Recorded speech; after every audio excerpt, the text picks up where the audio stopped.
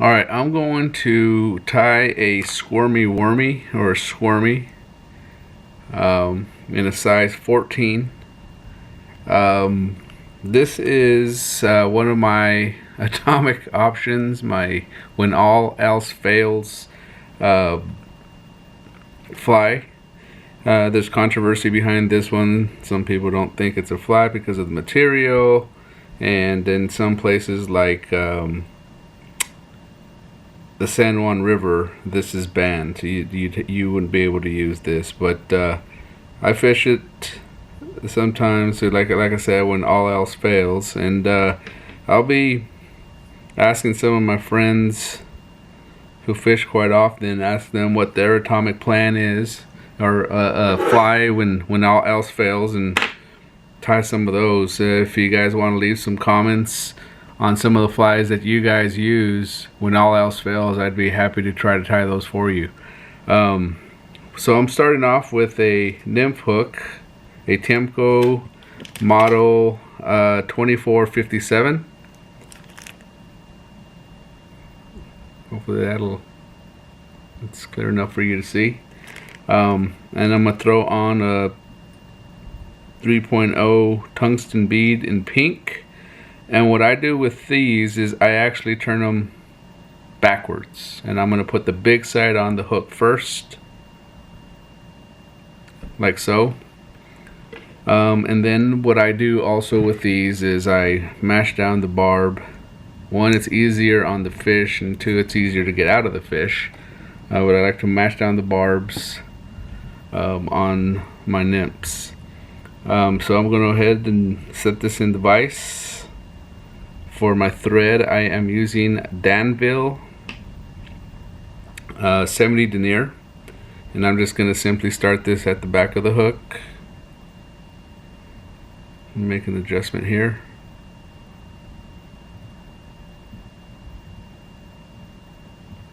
And start tying on.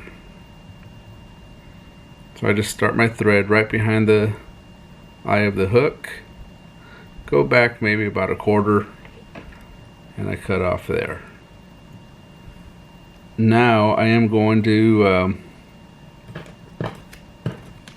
use the Silly Worms pink, and I picked this up at Cabela's. I also tie these usually right before I go fishing. I don't let these sit very often or too long, simply because the material will start to deteriorate, and you'll have trouble with them. They won't be very durable.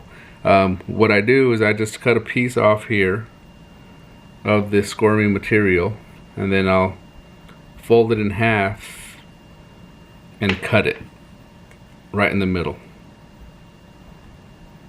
It's easier to manage than it would be if you left a big long piece on. You can also cut it down to the size you think it's going to you're going to need, but I try to go a little bit longer because this material sometimes could be hard to tie in.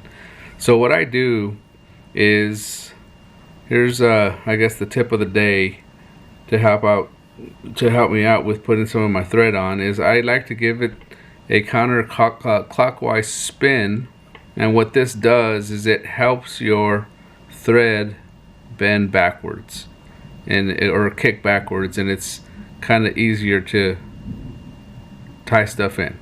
There's different ways to go and tie this in, but I start off on the side closest to me, and I am going to just give it a couple loose wraps and tie it in. You can't tie on too tight, but you start tightening the material little by little, and then you can start to put more and more pressure. What I do is I keep this side kind of tight, pulling the extra this way so that the squirmy material doesn't have a tendency to kick forward, and the material just seems the worm ends up looking kind of weird. So now I'm starting to go ahead and tie in a little tighter. I'll work myself forward towards the eye of the hook. So I'm going to cut this piece off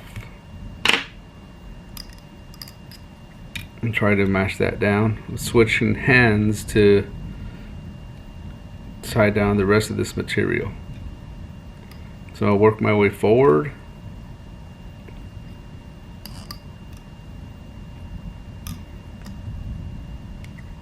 And one thing you need to be careful with is you need to make sure that you give yourself and don't crowd your eye, or else it's going to be hard to put your line through when it's time to tie on when you're out in the water.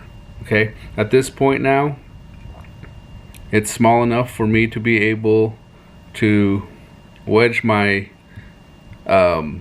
bead over it. So at this point, what I'm going to do is I am going to give myself a whip finish, maybe a 3-turn whip finish.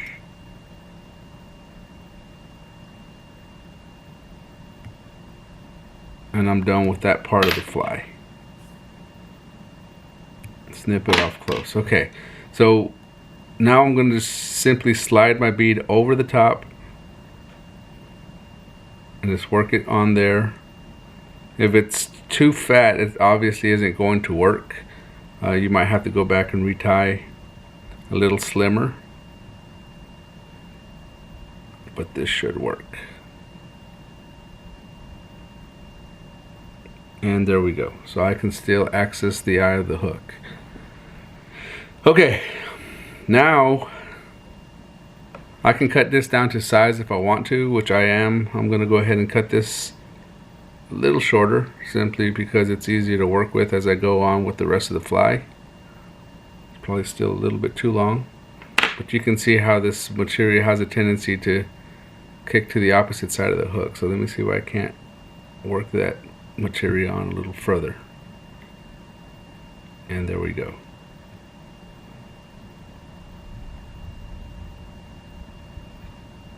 I'm going to make an adjustment here to the hook.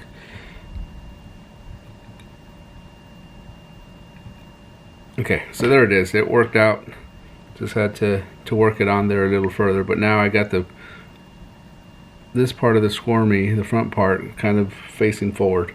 All right, so now what I've been doing is I've been working or putting .02 lead wire, or lead free wire, to weight this down a little bit more. I'm putting it right behind the bead. I'm going to give it about 5-6 turns and then just snip it off close like that, and then just close the wire, make some adjustments to it. And the reason I'm doing this is I think this Squirmy material makes this fly harder to sink. It's a little slower to sink, so if I want to use this as my lead fly in a tractor pattern, then I'm going to kind of weight it down with this wire like so, and try to get it down a little, down to where the fish are a little quicker. If I didn't put the wire on, then I can use that as my trail fly. So the other thing that I've learned along the way is to make sure that you have different boxes. It's just a little tip here. Is different boxes for different weights. You have simply your beaded nymphs or your nymphs with underwire. Then it's easier, instead of guessing what's in your box, what weight is what. So just keep a couple separate boxes for different weights of flies. Alright, so now I'm just gonna go on and tie behind the wire. Probably take it to where the hook starts to bend, and then I'll work myself way back up. I'm going to cover the wire. I'm not going to cover it completely because that's where the dubbing will go.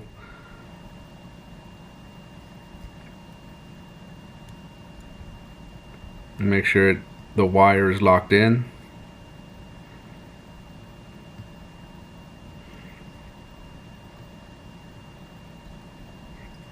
And now I'm going to take the second half of the Squirmy material, and I'm going to do the same thing.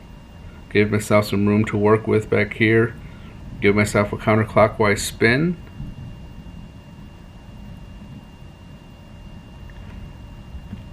and now my thread will kick backwards. So a couple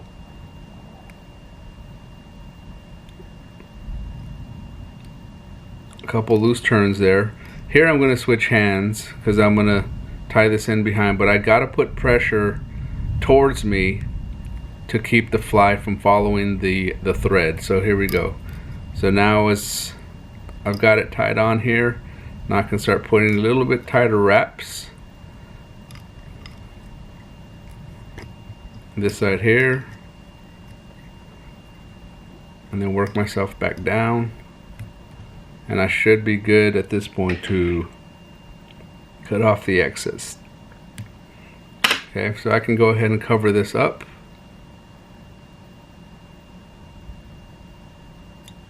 Tie it in a little further, cover some more wire.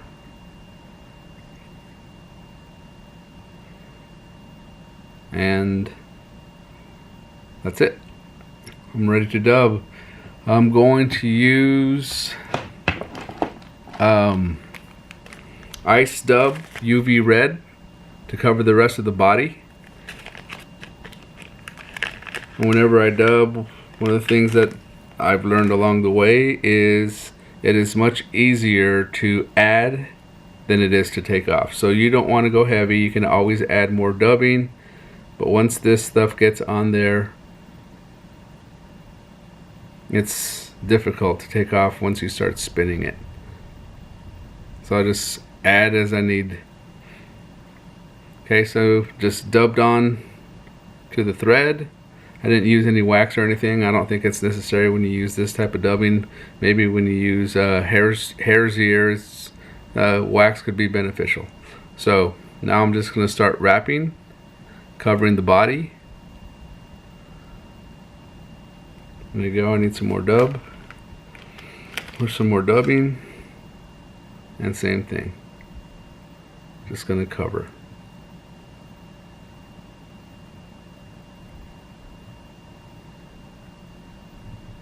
There we go.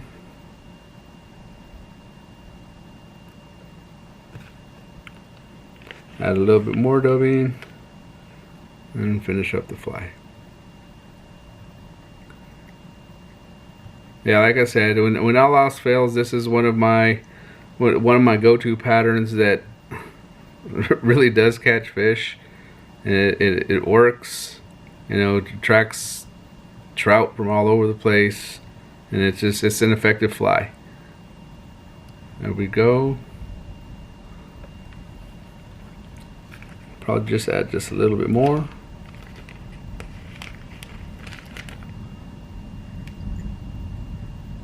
Closer to the bead.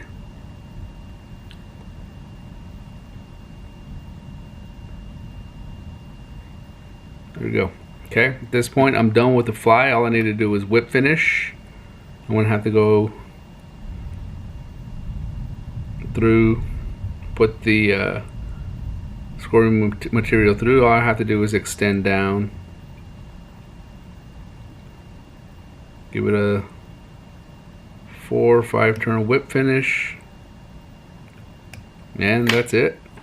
This fly is done. And now from this, at this point here, I just need to adjust the size of the fly to your liking.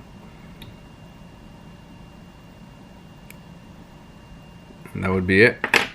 Squirmy wormy. You could go back and use a dubbing brush, kind of pick this out a little bit and make it a little bit more buggy. Okay, but this dubbing also works as your flash material. So like I said, it's a very effective fly. It's one of the patterns that I use when all else fails. I just want to put some fish in the net. So again, if you have any comments or questions about that, please subscribe to the page, like the fly, and all that good stuff. Thanks for watching.